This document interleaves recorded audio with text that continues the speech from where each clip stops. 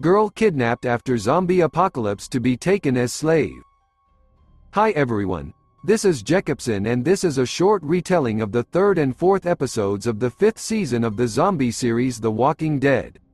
You can see the previous episodes at the links in the video description. Thank you so much for participating and for the 1,500 subscribers. Hopefully we'll keep it up and by the next video we'll have 1,600 subscribers. Once this video gets 200 likes, I will release the next installment. Enjoy watching it. While Garrett continues to talk calmly to Bob, while the walkers growl at them from the original school near which they camped, Bob becomes more and more upset. Gareth admits that his group left marks on trees to find their way to Terminus and back. Finally, Bob starts giggling, and then gets annoyed with laughter when Harry tries to reproach him for not listening to him. The other members of the group come up and say that Bob has gone crazy. Bob, however, happily pulls off his shirt, exposing the bite wound on his shoulder, and laughingly explains that he was bitten and therefore he is spoiled meat. When the members of his group react in horror, Burns angrily kicks Bob, knocking him unconscious, explaining at the same time that they will be fine, because they cooked it. Sasha leaves the church in search of Bob, and after killing two walkers, Rick and Tyrese join her, who lead her back to the house. Sasha claims that they are being watched by unknown people, and angrily attacks Gabriel, accusing him of involvement in Bob's disappearance. Rick pulls her away from Gabriel and calmly turns to Gabriel himself, demanding to know what Gabriel did in the past so that someone would write "You will burn for this" on the wall of his church. Gabriel, with tears in his eyes, says that at the beginning of the apocalypse, he forbade everyone else to enter the church, allowing them to be killed by walkers. He tearfully declares that Rick's group was sent by God to finally punish him.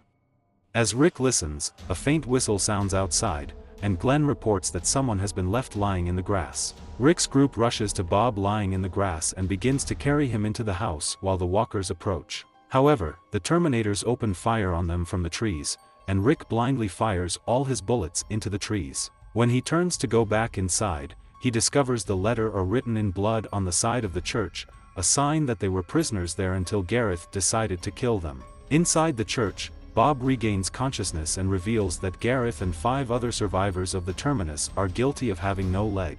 However, he can only give vague details about their whereabouts. Sasha asks Rosita if they have anything that could ease his pain, but Bob refuses and shows the group his bite. Glenn reminds them that Jim lived 2 days before they left him to die. Gabriel tells them they can put Bob on the couch in his office, and Sasha thanks him. While Sasha is taking care of Bob, Rick asks Gabriel if he recognized the place that Bob described. He doesn't seem to want to answer, but admits that it looks like Bob was held at an elementary school, which is to the south and a short walk from the church. Rick meets with the group to discuss their next steps. Daryl and Carol are still missing, so he suggests they track down Garrett's group. Abraham disagrees, fearing that it would be too difficult to ensure Eugene's safety in such a hostile area. Therefore, he believes that they should leave immediately. Rick and Abraham begin to argue and almost come together in a duel, until Glenn finally persuades Abraham to agree to stay for another half day. In exchange, Glenn guarantees that he, Maggie and Tara will accompany them to Washington. As the group prepares to leave to confront Garrett, Sasha comforts Bob. While he is sleeping, Tyrese approaches Sasha and asks her not to go with them to meet Garrett. Sasha reminds him of how he felt when Karen was killed, but Tyrese claims that back then he was just blinded by anger and that forgiveness comes only when a person truly faces his demons. Sasha angrily asks if he is asking her to forgive Garrett for everything he has done and points out that they had no choice but to kill him. Tyrese disagrees, saying that while the rest of the group doesn't have a choice, she does. Sasha finally agrees and gives Tyrese his dagger, telling him to stick it in Bob's temple after his death. Under the cover of night, Rick, Michonne, Sasha, Glenn, Maggie, Tara and Abraham leave the church to go to elementary school. When they hide in the forest, Terminants appear, who arrived at the church by another way, and break in. While they search the church, Gareth asks the group to come out, saying that he knows that Rick took some of the group members and most of their weapons to the elementary school. When they don't obey, he calls Father Gabriel, saying that if he reveals himself and the group, they will spare him and even let him leave with Judith. During the search, Judith begins to cry and gives away the location of the group. Gareth and the Terminants give the survivors one last chance to get out before breaking down the door, and when no one answers, order the Terminants to enter by force. Albert and Might approach the door, but both get shot in the head from behind. The Terminants turn around when Rick appears from the shadows and orders them to drop their weapons. Gareth begins to panic and tries to force Rick to retreat by threatening the rest of his group, but Rick unceremoniously shoots off his middle and index fingers, pointing at the door. Gareth falls to his knees and orders the rest of the Terminants to do what Rick says. All of them, except Martin, kneels down, who insists that they were not defeated. Abraham comes out of the shadows, presents the rifle to Martin's head and orders him to get down, which Martin does. Rick then goes to Garrett, who tries to tell Rick that they used to be good people who really accepted newcomers to Terminus until they showed up, changed everything, and tries to convince Rick to let them go. Rick explains why it's too dangerous for him, then reminds Gareth of the promise he made to him back in Terminus. Then he pulls a red-handled machete from his belt and cuts Garrett with it, who screams in agony while Rick, Michonne, Sasha and Abraham chop and beat to death the remaining Terminants. When it's over, Gabriel opens the door and inspects the carnage, and Rick, Michonne and Abraham walk past him to check on the rest of the group. Gabriel is shocked. He looks at Maggie and Glenn in amazement and briefly exclaims, "This is the house of the Lord." Maggie looks at him and coldly replies, "No, it's just 4 walls and a roof." The next morning, all the members of the group say goodbye to Bob when he begins to succumb to the bite. Bob asks to be left alone with Rick. Bob thanks Rick for showing him that there are still good people in the world, and for sheltering him. He advises Rick to take a closer look at Judith and tell him that the world will not change. Rick takes Bob's hand for a minute before leaving, and Sasha returns to stay by Bob's side in his final moments. Bob slowly dies, Sasha bursts into tears and leaves, and Tyrese uses the knife she gave him to pierce Bob's head. Later, after burying Bob, Abraham gives Rick a map showing the route they will take to Washington. The group decided to split up. Abraham's band, along with Glenn, Maggie guitar, goes to Washington, and the others promise to follow them after Daryl and Carol return. Then Rick opens the card and finds the message, "Sorry, I was an asshole. Come to Washington. The new world will need Rick Drames." When the church bus with Abraham's group leaves, Rick sees Tyree digging graves for the Terminants, goes to help him and asks what it was like for him to get to Terminus.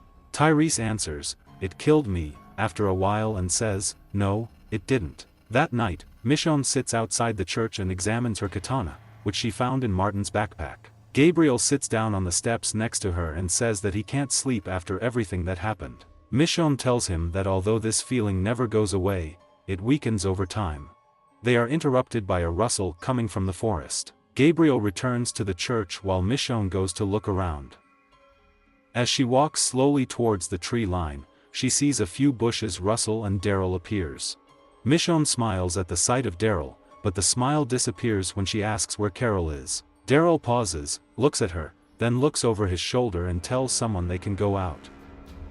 Beth wakes up in a hospital bed with her arm in a cast and stitches on her cheek. She gets up, looks out the window and discovers that she is in Atlanta. Beth knocks on the door, asking for help. A doctor and a policewoman enter the room and introduce themselves as Dr. Stephen Edwards and Officer Dawn Lerner. They inform Beth that she is at Grady Hospital in Atlanta, that she was found on the road with a broken wrist and that she was alone when she was found. Dawn says to Beth in an ominous tone, "You owe us." Beth accompanies Stephen during his rounds. His first stop is the man they found under the bridge. He unceremoniously pulls out a fork and pierces his brain. He explains that resources are limited. If the patient does not get better almost immediately, they are forced to stop his treatment. They take the body and lower it down the elevator shaft to the basement. Stephen explains that if the body is still warm, then the rotters will take care of most of it. When Beth picks up a meal at a designated place, she runs into Gorman, who claims that he was the one who found and saved her. He reminds her that everything is worth something as long as she gets food, and suggests she be a little friendlier. On the way to Dr. Edwards' office, Beth passes Dawn's office and hears Dawn giving my lecture on how to do laundry. "If you're safe enough to be bored, then you're lucky," Beth tells Dr. Edwards when he complains about his job. A new patient is brought to the ward, Gavin Trevith, who fell from a second-floor window. The officer who brought him in whispers to Dawn, who suddenly becomes much more interested. Dr. Edwards says it's a losing case, but Dawn insists he try anyway. The doctor shows Dawn his bruised stomach and that he is suffering from severe internal bleeding. When the doctor breaks the bad news, Dawn, in a rage, slaps Beth in the face, which reopens her sewn cheek. Dawn says, "Steve, try to understand what's going on here." Dr. Edwards restitches Beth's cheek and leaves so she can put on a fresh shirt that Noah left for her. She finds a lollipop in her pocket and smiles. Beth and Dr. Edwards are called to a patient in the hallway, and they discover a woman, Joan, who has been bitten. Her arm needs to be amputated, but she refuses treatment and was caught trying to leave the hospital. Beth is forced to help hold her while the doctors saw off her arm. Beth goes to the laundry room with blood-stained clothes and meets Noah, who left her a lollipop. Beth wonders why Joan would try to escape and why she can't just work off her debt and leave. But he also informs her that they usually save people who are weak and unable to fight. They save them and force them to stay until they work off their debt. He implies that people can't really leave. Noah states that he is from a walled community in Richmond, Virginia, and he will leave when he has the opportunity. Dawn brings Beth some food, and Beth tells her she won't stay any longer than they make her. Dawn tries to convince her to stay in the hospital. She believes that the world will return to normal and it is important to maintain security and order. "Try to look at the good things we're doing," she tells Beth. Beth eats the food, but doesn't seem to change her mind about leaving. Beth is humming to herself, wiping away the blood, in the ward of the recently amputated Joan. When Joan wakes up, she tells Beth that Dawn could control her men, but she doesn't because it's easier that way. She refuses to tell Beth what they did to her and tells her it doesn't matter. "I think it's easier to make a deal with the devil when you're not paying the price." Back in her room, Beth searches for her lollipop under the mattress. Officer Gorman enters with it in his mouth. Something's lost. He offers Beth a taste and forcefully pushes it into her mouth. Dr. Edwards enters before the situation escalates. "The girl was supposed to be mine," Gorman says. Dr. Edwards disputes this and his ownership of Joan, telling him that no one belongs to him. Dawn arrives, and Gorman threatens the doctor, saying that Dawn will not always be in charge. When they all leave, Beth asks the doctor why he's staying. In response, he leads her to the first floor. He taps the metal shutters with his pipe. The walkers attack immediately. He explains that with this state of the city, it will be almost impossible to leave. They go up to the roof and Edwards tells her how it all started. When Atlanta was destroyed, they began to exchange care for service. Dawn took care of him and ensured their safety. No matter how bad it is, it's still better than down there. Dr. Edwards tells Beth to check on Mr. Trevith and tells her to give him 75 milligrams of lozapine. Beth goes downstairs and gives the injection, but he also comes in just at the moment when Trevith begins to convulse and he loses consciousness. Lerner enters and stabs the dead man in the head with a knife, ordering him to remove the body. When Dawn demands to tell what happened, but also takes the blame, saying that he accidentally turned off the ventilator. Dawn orders an officer to take Noah to her office. When Beth tries to explain to Dr. Edwards what happened, he says, "You gave him clonazepam, right?" Beth is confused and hears Noah being beaten in the other room. Edwards tells her that she gave him the wrong medicine and he died of an overdose. Later, Dawn comes to Beth's room. She knows that Noah didn't turn off the ventilator. She says she had to beat Noah up for his dishonesty and to keep him in line. She goes on to tell Beth that she is not the ultimate good and therefore does not maintain her value. "The wards make my officers happy. The happier my officers are, the harder they work to support us." Beth goes to visit Noah, who has received a lacerated eyebrow and a black eye. He says it's not as bad as it seems. He tells her that he knows that Trevith was important to Dawn for some reason. Beth says she'll leave with him. He tells Beth that he will distract Dawn while she searches for a spare key to the elevator. When they get a chance, Beth rummages through Dawn's desk drawers. She finds the wallet and discovers an ID card with the inscription of St. Ignatius Hospital on the back. Then she looks around and finds Joan's body on the floor. It turns out that she committed suicide by loosening the stitches on her amputation, and bled to death. In front of Joan are written in her own blood the words of the fact that she addressed to Gorman. Ignoring the corpse, she finds a spare key in a drawer just as Gorman enters. He offers to keep quiet if Beth is friendly. Beth looks around and sees that Joan is coming to life. She pretends to agree with Gorman and then smashes a jar of lollipops in his head, knocking him to the ground where Joan bites him. Beth grabs his gun and runs away. Seeing Dawn in the hallway, Beth tells her that Joan was looking for her and that she saw her and Gorman heading to her office. But Beth also runs to the elevator shaft, while screams come from Dawn's office. But he also lets Beth down into the mine on an improvised rope. As he descends the rope after her, the walker makes his way through the partially open elevator doors. He falls into a pile of bodies at the bottom of the mine. Beth jumps down after him. His leg is also injured, but he can limp. They barely get out of the basement to the parking lot and run past several cars with a white cross on the back window. It is implied that it was the hospital team that took Beth. New walkers appear on the other side of the fence.